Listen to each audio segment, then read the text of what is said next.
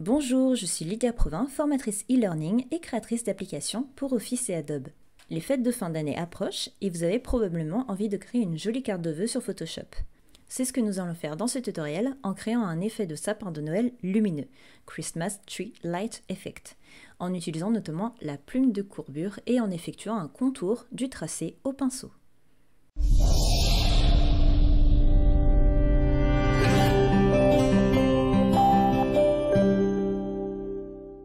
Pour cette carte de vœux 2022, je vais choisir une taille de 21 par 10 cm. Pour cela, dans Photoshop, je clique sur Fichier, Nouveau, où je fais CTRL-N ou Commande N sur Mac. Peu importe le paramètre prédéfini que je choisis, je sélectionne l'unité de mesure cm dans le panneau de droite, j'indique une largeur de 21 cm et une hauteur de 10 cm. Si votre carte de vœux est destinée à être imprimée en haute qualité, choisissez une résolution de 300 pixels par pouce, une couleur CMJN et peu importe le contenu de l'arrière-plan, je clique sur Créer. Pour éviter toute perte, pensez à enregistrer votre fichier via le menu Fichier, Enregistrer sous.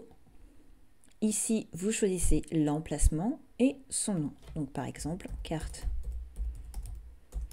de vœux 2022 en PSD et je clique sur Enregistrer.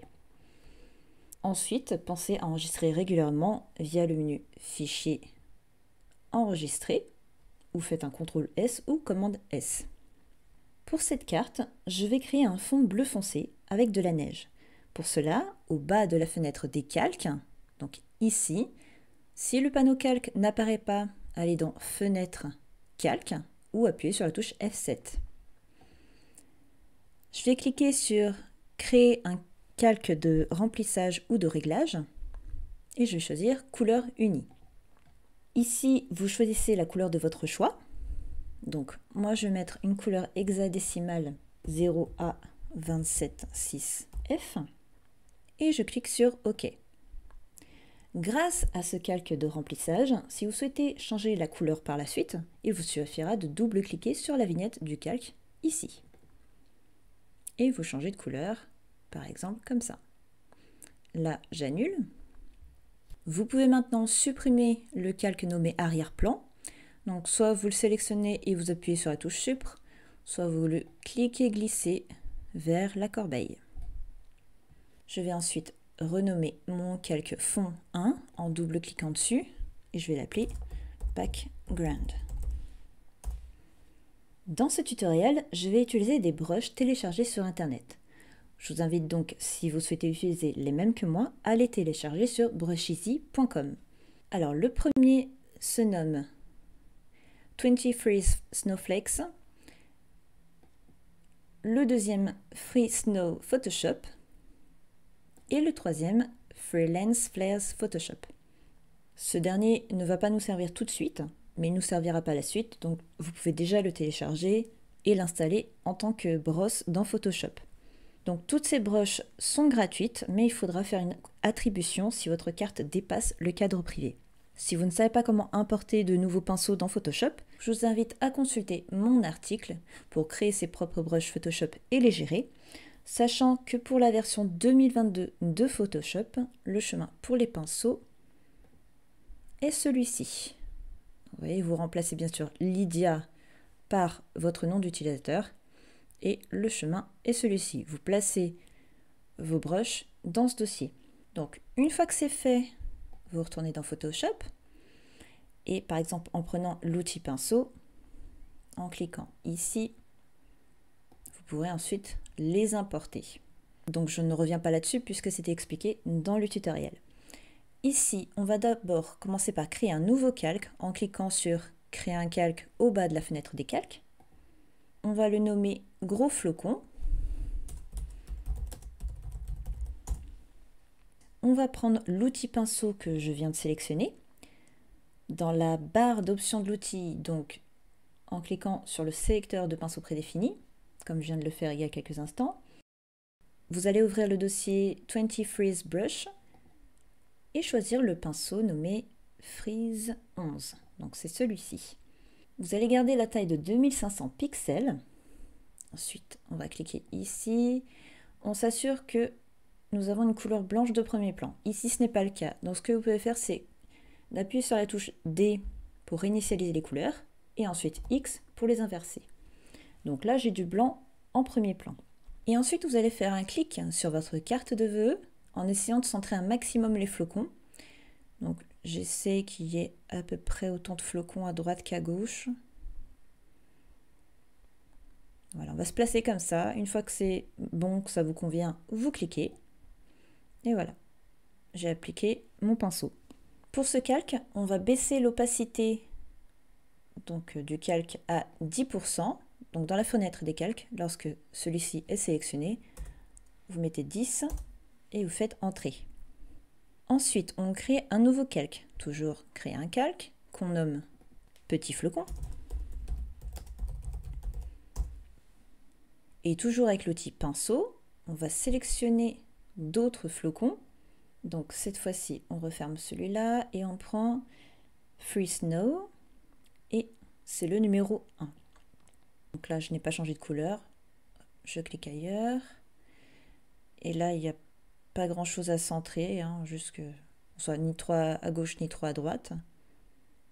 Mais en hauteur, ça ne va pas changer. Voilà, et je clique. Cette fois-ci, on baisse l'opacité à 25%. L'intérêt de créer un fond et d'utiliser des pinceaux ou des calques différents est que vous pouvez masquer certains calques et essayer d'autres brosses sans tout recommencer. Et vous pouvez également leur appliquer des styles de calque différents à chacun. Donc un style en double-cliquant sur le calque. Ou alors masquer certains effets en cliquant sur l'œil. Comme vous avez pu le voir sur la carte de vœux finale, ce n'est pas un vrai sapin de Noël que nous allons créer, mais plutôt sa forme. Donc pour cela, nous allons nous servir d'une forme de base, un triangle, pour que cela reste harmonieux et proportionné. Mais vous pouvez tout à fait partir de rien. Alors avant cela, je vous invite à créer des repères pour faciliter le positionnement des points. Donc pour ça, on va dans Affichage, Nouvelle disposition des repères.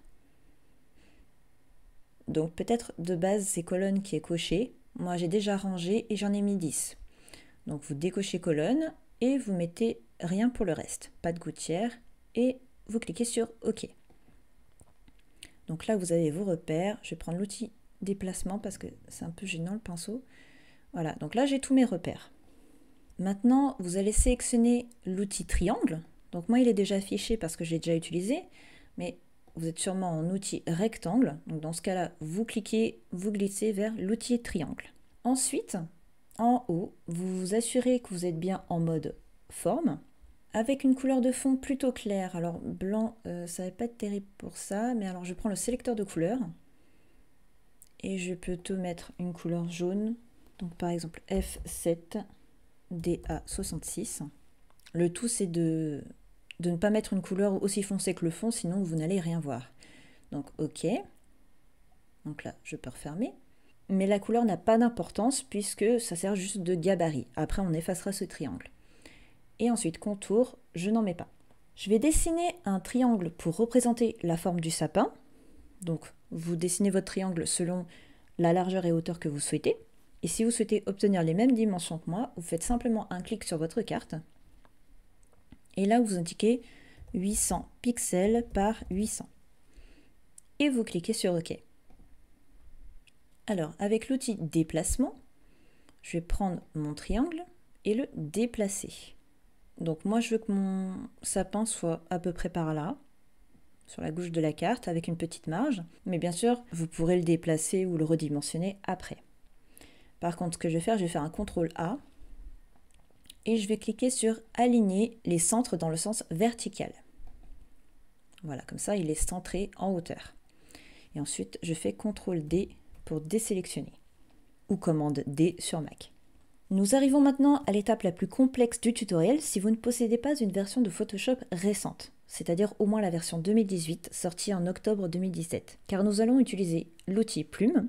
Donc dans cette version, l'outil plume de courbure a fait son apparition et il va nous faciliter grandement la tâche pour ce qui suit. Si vous n'avez pas cet outil qui se trouve donc derrière la plume plume de courbure et que vous n'avez jamais utilisé la plume, je vous invite à consulter mon article Comment utiliser l'outil plume de Photoshop.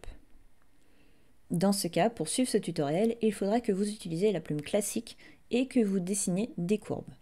Je reprends où j'en étais. Je vais créer un nouveau calque. Donc là, je suis en plume de courbure, ici.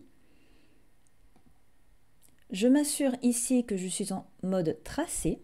Et ensuite, il ne me reste plus qu'à dessiner des courbes tout autour du sapin, soit de manière horizontale, comme on va le faire, soit un peu en diagonale. C'est selon l'effet que vous recherchez. L'avantage de la plume, c'est que vous pouvez modifier les points à votre convenance sans tout recommencer. Juste avant, pour vous aider à créer votre tracé, je vous invite à cocher la case Afficher le déplacement quand vous cliquez sur la petite roue crantée dans les options de plume et de tracé. Alors, je reprends mon sapin. Pour mon sapin, je fais un premier clic sur la pointe. Ensuite, à l'intersection entre le repère et le triangle, je fais un autre clic. Alors, c'est pas grave si on dépasse, tant qu'on ne dépasse pas de trop, il n'y a pas besoin d'être au millimètre. Ensuite, je fais un point de l'autre côté et ensuite, je reviens. Voilà, et je fais comme ça jusqu'à la fin.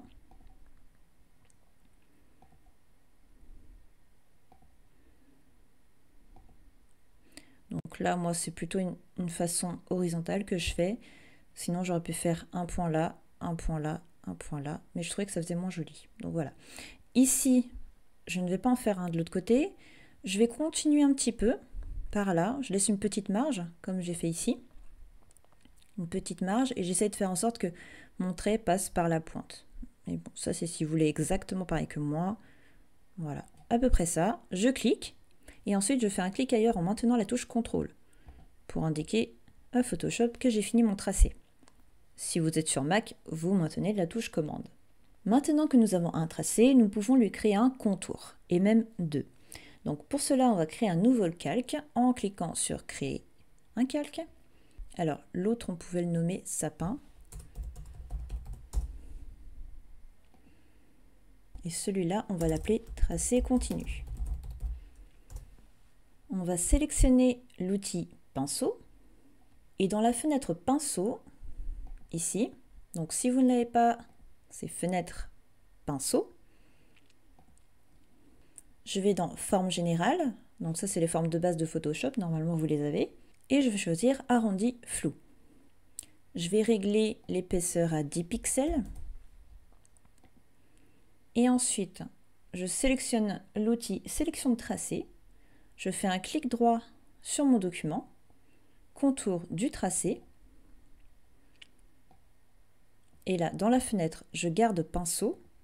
Je ne prends pas crayon, gomme, etc. Juste pinceau. Et décocher simuler la pression, puisqu'ici, je n'ai pas de tablette graphique, donc ça ne sert à rien. Et je clique sur OK. Voilà, donc pour l'instant, j'ai une petite ligne. Bon, ça commence à être un sapin, mais c'est pas encore ça. On va créer un autre contour. Donc je vais créer un autre calque qu'on va appeler tracé flocon. Donc bien sûr, vous les appelez comme vous voulez les calques, mais au moins c'est explicite, on sait de quoi on parle. Je reprends l'outil pinceau. Et cette fois-ci, donc je referme forme générale et je vais ouvrir 20 Freeze Brush, qu'on a déjà vu tout à l'heure. Et je vais choisir Freeze 4. Je règle l'épaisseur sur 50 pixels. Mais pour cette brosse, je vais aussi modifier ses paramètres en cliquant sur Paramètres de pinceau. Et si vous ne l'avez pas, c'est dans Fenêtre, Paramètres de pinceau, ou alors F5. Je vais cocher Dynamique de la forme et je clique dessus pour mettre Variation de la taille à 100% ainsi que Variation de l'angle. Voilà, donc là j'ai à peu près ce que ça va donner. Je laisse le lissage, avec ou sans, je n'ai pas vu de différence. Et je vais récupérer l'outil sélection de tracé. Je fais un clic droit, contour du tracé, toujours en pinceau, et je fais OK. Alors maintenant, je peux refermer ce panneau. Je peux supprimer mon triangle. Donc je sélectionne son calque et j'appuie sur la touche Sup. Je peux aussi aller dans Affichage et effacer les repères. Je n'en ai plus besoin. Pour ajouter quelques effets lumineux à mon sapin, je vais créer un nouveau calque. Donc je me mets sur le dernier calque, créer un calque. Je vais le nommer grosse lumière. Ensuite, je récupère mon outil pinceau. Dans le sélecteur de pinceau, je vais utiliser le dernier dossier, donc Freelance Flares, pour des lumières. Et je vais choisir Flare 54. Ici, dans l'épaisseur, je vais choisir 800 pixels. Alors, je clique ailleurs pour faire disparaître le panneau. Et ensuite, je fais un clic en haut du sapin. Donc en fait, ça va représenter ce qu'on met en général au-dessus d'un sapin, c'est une étoile. Donc là, on ne va pas avoir d'étoile, mais on va mettre une lumière, donc on la met bien au centre.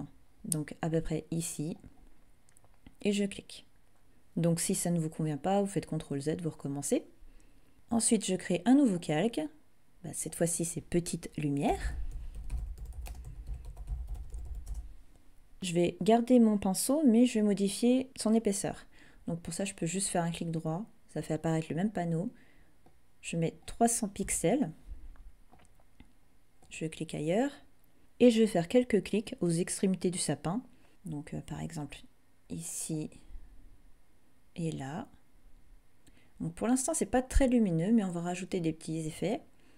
Là et là. Je pense que ça suffira. Peut-être ici. Voilà. Alors j'avais testé d'en mettre sur chaque pointe, ça faisait pas très joli. Ça faisait plus trop sapin. Donc j'ai préféré rester sobre. Ensuite, je vais double-cliquer sur ce calque pour faire apparaître le style de calque. Je choisis la lueur externe. Donc je clique dessus. Là, on va déplacer pour voir ce que ça donne derrière. Donc je mets en superposition. Opacité 100%. La couleur, c'est la même que tout à l'heure quand on a fait le triangle. Donc F7DA66. OK. Une technique plus tamisée. Gros 6 et gros. Taille 70 pixels. Le contour en demi-cercle. Et l'étendue de 50%. Je clique sur OK. Donc moi, j'ai pas eu besoin de modifier les paramètres puisque je les avais déjà faits avant de tourner le tutoriel. Mais bien sûr, il est fort possible que vous ayez besoin de modifier les réglages. Ensuite, je fais un clic droit sur mon calque, copier le style de calque, et je fais un clic droit sur grosse lumière, coller le style de calque. Ensuite, je double-clique dessus. Je clique sur lueur externe, ça me permet simplement de ne pas avoir à tout reparamétrer. Et je vais simplement modifier la taille de 70, je la passe à 40. Et je clique sur OK. Pour finaliser notre carte de vœux, il ne nous reste plus qu'à écrire nos vœux. Donc je vais me placer sur le dernier calque. Je n'ai pas besoin de créer un nouveau calque puisque je vais créer un calque avec du texte, ça va le créer tout seul. Donc je sélectionne l'outil texte et je fais un clic sur mon document. Donc dans la barre d'options de l'outil, j'ai choisi Script MT Bold, Regular, 80 pixels forte, en blanc et centré. Bien sûr, vous choisissez ce que vous voulez. Après, vous faites un clic et vous écrivez vos vœux. Donc par exemple, nous vous souhaitons une année 2022. Je me mets à la ligne pour pas que ça fasse trop long. Pleine de bonheur et de réussite. Alors, pour que votre texte soit un peu plus aéré, vous faites un CTRL A ou commande A. Et dans le panneau caractère, donc s'il n'apparaît pas, c'est toujours fenêtre, caractère, vous avez l'interligne. Là, il est à auto, c'est-à-dire qu'il va être de la même taille que votre police. Donc moi, ce que je fais, je mets par exemple 10, et ensuite, je rajoute un petit 5 entre les deux pour faire 150. Donc un interligne de 150 pixels. Ensuite, je peux refermer cette petite fenêtre. J'utilise l'outil déplacement. Je déplace mon texte à l'endroit souhaité. Donc par exemple ici, toujours avec une petite marge sur la droite. Sinon, c'est pas très joli. Et je fais un CTRL A et je centre de manière verticale. Ensuite, CTRL D pour désélectionner. Et pour terminer, je vais double-cliquer sur ce calque pour appliquer une petite ombre portée. Donc ici, c'est ombre portée, je me place dessus. Donc j'ai mis produit, la couleur, c'est du 46, 44, 44. On va mettre une opacité de 50% avec un angle de 90 degrés qui utilise l'éclairage global, une distance de 18 pixels. Alors on va peut-être bouger pour voir ce que ça donne. Voilà. Et ensuite, grossi 0, taille 4 pixels. Ici, c'est toujours demi-cercle. Et le reste, je n'ai pas touché. OK. Et bien sûr, je n'oublie pas d'enregistrer, fichier, enregistrer. OK. Notre carte de vœux est finalisée et il ne me reste plus qu'à vous souhaiter de passer de très bonnes fêtes de fin d'année. Vous retrouverez la carte de vœux finalisée au format PSD dans l'espace membre accessible aux abonnés à la newsletter.